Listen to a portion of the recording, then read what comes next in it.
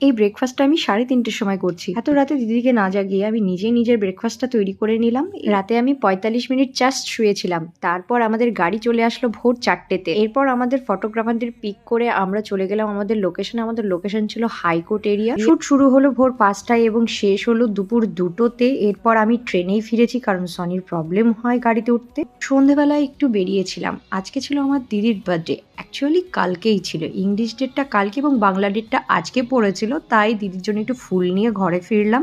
তারপর একটুখানি ডেকোরেশন করেছিলাম। একটা সুন্দর হোয়াইট ফরেস্ট কেক অর্ডার করেছিলাম যেটা খুব টেস্টি ছিল। রাতে ডিনারে ছিল বিরিয়ানি, মাটন বিরিয়ানি। আমাদের পুচকুটাও বিরিয়ানি খাচ্ছিল এবং খাচ্ছিল পেঁয়াজ। খাও তো, আবার খাও তো, খাও আবার খাও। এই পেঁয়াজি বাচ্চাটাকে পেঁয়াজ খেতে খেতে দেখো এবং এখানেই আজকের ব্লগটা শেষ করছি। টাটা।